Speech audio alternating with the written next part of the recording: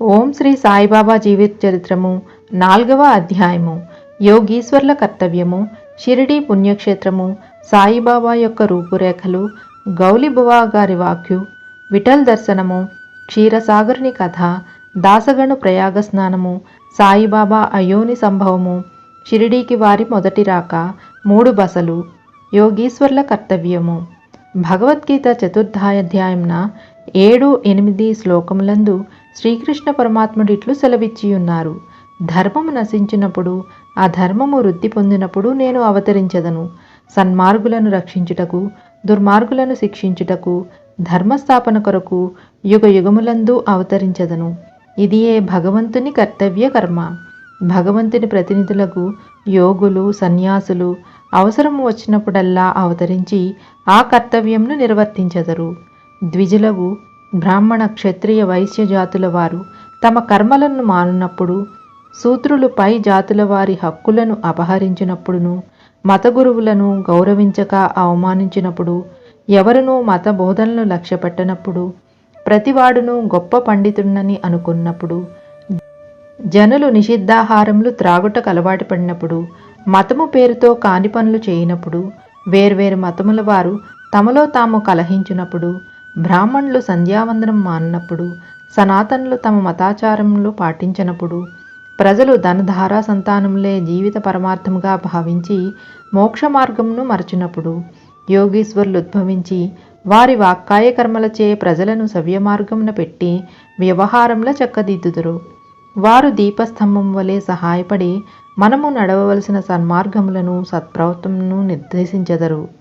ఈ విధముగానే నివృత్తి, జ్ఞానదేవు, ముక్తాబాయి, నామదేవు, జానాబాయి, గోరా, గోణాయి, ఏకనాథుడు, తుకారాం, నరహరి, నర్సీబాయి, సజన్ కసాయి, సాంవతమాలి, రామదాసు మొదలగా గల యోగులను తదితరులను వేర్వేరు సమయములందుద్భవించి మనకు సవ్యమైన మార్గమును చూపిరి. అట్లే సాయిబాబా కూడా సకాలమందు షిరిడీ చేరిరి. షిరిడీ పుణ్యక్షేత్రము. అహ్మద్నగర్ జిల్లాలోని గోదావరి నదీ ప్రాంతములు చాలా పుణ్యతమములు.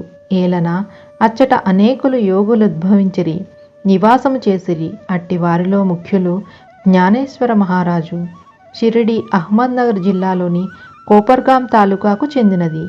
కోపర్గాం వద్ద గోదావరి దాటి షిరిడీకి పోవలను. నది దాటి 3 క్రోసులు పోయినచో నీమగాం వచ్చును.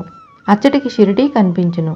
కృష్ణా తీరమందు గల గాణగాపురం, నరసింహవాడి, ఔదంబర్ మొదలుగా గల పుణ్యక్షేత్రముల వలె షిరిడీ కూడా గొప్పగా పేరుగాంచినది. పండరీపురంనకు సమీపముననున్న మంగళవేధాయందు భక్తుడగు దామోజీ, సజ్జనగడయందు సమర్థ రామదాసు, నర్సోబాచివాడియందు శ్రీ నరసింహ సరస్వతీ స్వామి వర్ధిల్లినట్లే శ్రీ సాయినాథుడు షిరిడీలో వర్ధిల్లి దానిని పవిత్రమునర్చెను. సాయిబాబా రూపురేఖలు. సాయిబాబా వలననే షిరిడీ ప్రాముఖ్యం వహించినది. సాయిబాబా ఎట్టి వ్యక్తియో పరిశీలింతుము. వారు కష్టతరమైన సంసారమును దాటి జయించిరి. శాంతియే వారి భూషణము. వారు జ్ఞానమూర్తులు, వైష్ణవ భక్తులకు ఇల్లు వంటివారు, ఉదార స్వభావులు, సారములోని సారాంశము వంటివారు, నశించు వస్తువులందభిమానం లేనివారు, ఎల్లప్పుడూ ఆత్మసాక్షాత్కారమందే మునిగి ఉండేటివారు, భూలోకమందు గాని స్వర్గలోకమందు గాని గల వస్తువులయందు అభిమానం లేనివారు. వారి అంతరంగము అద్దము వలె స్వచ్ఛమైనది. వారి వాక్కుల నుండి అమృతము స్రవించుచుండెను. గొప్పవారు, బీదవారు వారికి సమానమే. మానవమానములను లెక్కించిన వారు కారు.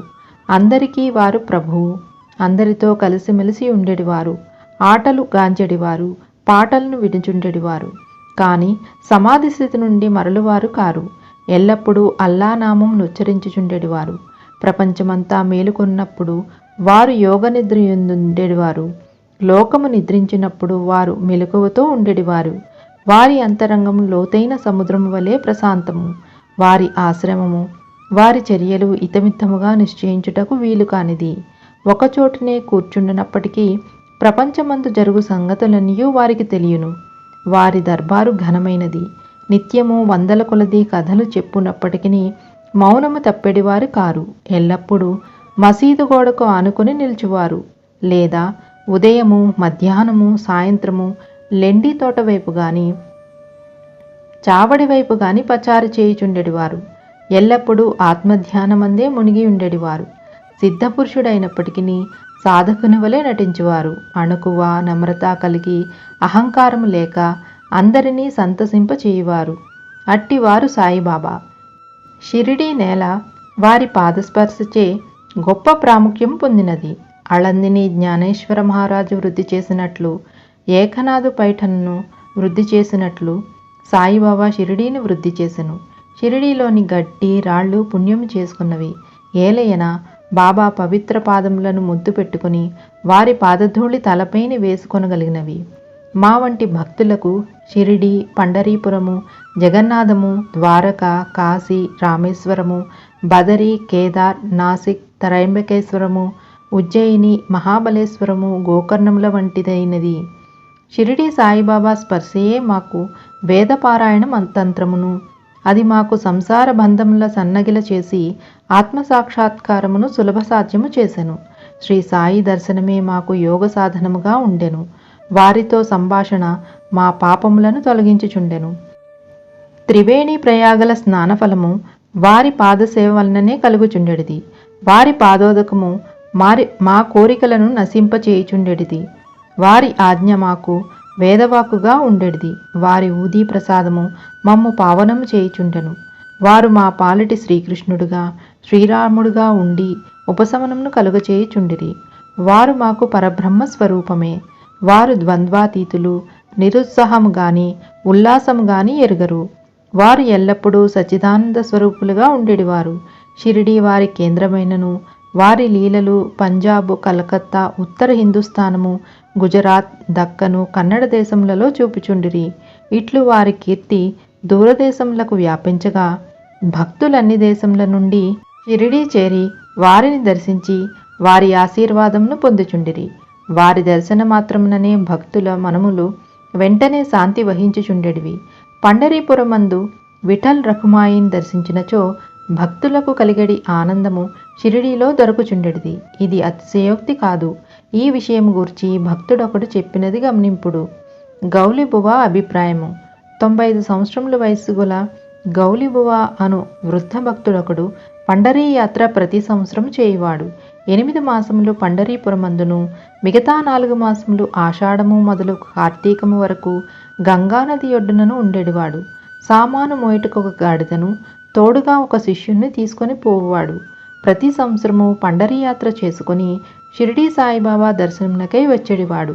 అతడు బాబాను మిగిల ప్రేమించువాడు. అతడు బాబా వైపు చూచి ఇట్లనెను: వీరు పండరీనాథుని అవతారమే. అనాథల కొరకు, బీదల కొరకు వెలసిన కారుణ్యమూర్తి.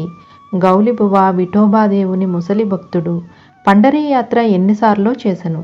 వీరు సాయిబాబా పండరీనాథుని అవతారమని నిర్ధారణ పరిచిరి. విఠలదేవుడు దర్శనమిచ్చుట.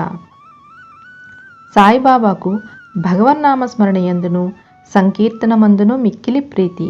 వారెల్లప్పుడూ అల్లా మాలిక్ అని అనేవారు, అనగా అల్లాయే యజమాని. 7 రాత్రింబగళ్ళు భగవన్నామస్మరణ చేయుచుండేవారు. దీనినే నామ సప్తాహమందురు. ఒకప్పుడు దాసగణు మహారాజును నామ సప్తాహం చేయమనిరి. సప్తాహం ముగినాడు విఠల్ దర్శనం కలుగునని వాగ్దానమిచ్చినచో నామ సప్తాహంను సలిపెదనని దాసగణు జవాబిచ్చెను. బాబా తన గుండెపై చేయి వేసి తప్పనిసరిగా దర్శనమిచ్చును, కానీ భక్తుడు భక్తి ప్రేమలతో ఉండవలెను. డాకూర్నాథ్ యొక్క డాకూర్ పట్టణము, విఠల్ యొక్క పండరీపురము, శ్రీకృష్ణుని ద్వారకాపట్టణము ఇక్కడనే అనగా షిరిడీలోనే ఉన్నవి. ఎవరునూ ద్వారకకు పోవలసిన అవసరం లేదు. విఠలుడు ఇక్కడే ఉన్నాడు. భక్తుడు భక్తి ప్రేమలతో కీర్తించినప్పుడు విఠలుడిక్కడనే అవతరించును అనెను. సప్తాహం ముగిసిన పిమ్మట విఠలుడి క్రింది విధముగా దర్శనమిచ్చెను. స్నానానంతరము కాకాసాహెబ్ దీక్షిత్ ధ్యానంలో మునిగి ఉన్నప్పుడు విఠలుడు వారికి కనిపించెను. కాకా మధ్యాహ్నహారతి కొరకు బాబా వద్దకు పోగా తేట తెల్లముగా కాకాను బాబా ఇట్లడిగెను: విఠల్ పాటీలు వచ్చినాడా? నీవు వానిని చూచితివా? వాడు మిక్కిలి పారబోతు. వానిని దృఢముగా పట్టుము. ఏ మాత్రము అజాగ్రత్తగా ఉన్నను తప్పించుకొని పారిపోవును. ఇది ఉదయము జరిగెను. మధ్యాహ్నము ఎవరో పటముల నమ్మువాడు 25-30 విఠోబా ఫోటోలను అమ్మకమునకు తెచ్చెను. ఆ పటము సరిగ్గా కాకాసాహెబ్ ధ్యానంలో చూచిన దృశ్యంతో పోలియుండెను. దీనిని చూచి బాబా మాటలు జ్ఞాపకంనకు తెచ్చుకొని కాకాసాహెబ్ ఆశ్చర్యానందములలో మునిగెను. విఠోబా పటమునొకటి కొని పూజామందిరంలో ఉంచుకొనెను. భగవంతరావు క్షీరసాగరుని కథ. విఠల పూజ యందు బాబాకెంత ప్రీతియో భగవంతరావు క్షీరసాగరుని కథలో విశదీకరించబడినది. భగవంతరావు తండ్రి విఠోబా భక్తుడు. పండరీపురంనకు యాత్ర చేయుచుండెడివాడు. ఇంటి వద్ద కూడా విఠోబా ప్రతిమ నుంచి దానిని పూజించువాడు. అతడు మరణించిన పిమ్మట వాని కొడుకు పూజను, యాత్రను, శ్రాద్ధమును మానెను. భగవంతరావు షిరిడీ వచ్చినప్పుడు బాబా వాని తండ్రిని జ్ఞప్తికి తెచ్చుకొని, వీని తండ్రి నా స్నేహితుడు కాన వీనినిచ్చుటకు ఈడ్చుకొని వచ్చి తిని, వీడు నైవేద్యం ఎన్నడూ పెట్టలేదు, కావున నన్నును విఠల్ని కూడా ఆకలితో మార్చినాడు. అందుచేత నీవు ఇక్కడకు తెచ్చితివి. వీడు చేయనది తప్పని బోధించి చివాట్లు పెట్టి తిరిగి పూజ ప్రారంభించినట్లు చేసేదను అనిరి. ప్రయాగ క్షేత్రంలో దాసగణు స్నానము. గంగా నది, యమునా నది కలయిచోట్నకు ప్రయాగయని పేరు. ఇందులో స్నానమాచరించిన ప్రతివానికి గొప్ప పుణ్యము ప్రాప్తించునని హిందువుల నమ్మకము. అందుచేతనే వేల కొలది భక్తులు అప్పుడప్పుడు అచ్చటికి పోయి స్నానమాడుదురు. దాసగను అచ్చటికి పోయి స్నానం చేయవలనని మనస్సున తలచెను. బాబా వద్దకేగి అనుమతించమనెను. అందుకు బాబా ఇట్లు జవాబిచ్చెను, అంత దూరం పోవలసిన అవసరమేమీ లేదు. మన ప్రయాగ ఇచ్చటనే కలదు. నా మాటలు విశ్వసింపుము. ఇట్లన్నంతలో ఆశ్చర్యముల కంటే ఆశ్చర్యకరమైన వింత జరిగినది. దాసగణ మహారాజు బాబా పాదములపై శిరస్సు నుంచిన వెంటనే బాబా 2 పాదముల బొట్రన వేళ్ల నుండి గంగా, యమునా జలములు కాలువలుగా పారెను. ఈ చమత్కారమును దాసగను చూచి ఆశ్చర్య నిమగ్నుడై భక్తి ప్రేమలతో మైమరిచి కంటతడి పెట్టుకొనెను. అంతరంగిక ప్రేరణతో బాబాను, వారి లీలను పాట రూపంగా వర్ణించి పొగడెను. బాబా అయోని సంభవుడు. షిరిడీ మొట్టమొదట ప్రవేశించుట. సాయిబాబా తల్లిదండ్రులను గూర్చి కానీ, జన్మము గూర్చి కానీ, జన్మస్థానమును గూర్చి కానీ ఎవరికీ ఏమీయూ తెలియదు. పెక్కుసార్లు కనుగొంటకు ప్రయత్నించరి. పెక్కుసార్లే విషయము బాబాను ప్రశ్నించితిరి కానీ ఎట్టి సమాధానము కానీ సమాచారము కానీ పొందకుండిరి. నామదేవు, కబీరు సామాన్య మానవుల వలె జన్మించి ఉండలేదు. ముత్యపు చిప్పలలో చిన్న పాపల వలె చిక్కిరి. నామదేవు భీమరథి నదిలో గుణాయికి కనిపించెను. కబీరు భాగీరథి నదిలో తమాలుకు కనిపించెను. అట్టిదే సాయి జన్మ వృత్తాంతము. భక్తుల కొరకు 16 ఏండ్ల బాలుడిగా షిరిడీలోని వేప చెట్టు క్రిందన అవతరించెను. బాబా అప్పటికే బ్రహ్మజ్ఞానిగా కనిపించెను. స్వప్నావస్థయందైనను ప్రపంచ వస్తువులను కాంక్షించెడివారు కాదు. మాయను తన్నెను. ముక్తి బాబా పాదములను సేవించుచుండెను. నానా చౌదారు తల్లి మిక్కిలి ముసలది. ఆమె బాబానిట్లు వర్ణించినది, ఈ చక్కని చురుకైన అందమైన కుర్రవాడు వేప చెట్టు క్రింద ఆసనంలో ఉండెను. వేడిని చలిని లెక్కింపక అంతటి చిన్న కుర్రవాడు కఠిన తపమాచరించుట, సమాధిలో మునుగుట చూచి ఆ గ్రామీణులు ఆశ్చర్యపడిరి. పగలు ఎవరితో కలిసెడివాడు కాదు, రాత్రి అందెవరికీ భయపడువాడు కాడు. చూచిన వారాశ్చర్య నిమగ్నులై ఈ చిన్న కుర్రవాడెక్కడి నుండి వచ్చినాడని అడుగసాగిరి. అతని రూపు, ముఖలక్షణములు చాలా అందముగా ఉండెను. ఒక్కసారి చూచిన వారెల్లరూ ముగ్ధులగుచుండిరి. ఆయన ఎవరింటికి పోకుండెను. ఎల్లప్పుడూ వేప చెట్టు క్రిందనే కూర్చునివాడు. పైకి చిన్న బాలుని వలె కనిపించినప్పటికీ చేతలను బట్టి చూడగా నిజముగా మహానుభావుడే. నిర్వ్యామోహము రూపుదాల్చిన అతని గూర్చి ఎవరికి నేమీ తెలియకుండెను. ఒకనాడు ఖండోబా దేవుడొకని ఆవేశింపగా, నీ బాలుడెవడై ఉండనని ప్రశ్నించితిరి. వాని తల్లిదండ్రులెవరని అడిగిరి. ఎచ్చటి నుండి వచ్చినారని అడిగిరి. ఖండోబా దేవుడొక స్థలమును చూపి గడ్డపారను తీసుకుని వచ్చి అచ్చట త్రవ్వుమనెను. అట్లు త్రవ్వగా ఇటుకలు, దాని కింద వెడల్పు రాయి ఒకటి కనిపించెను.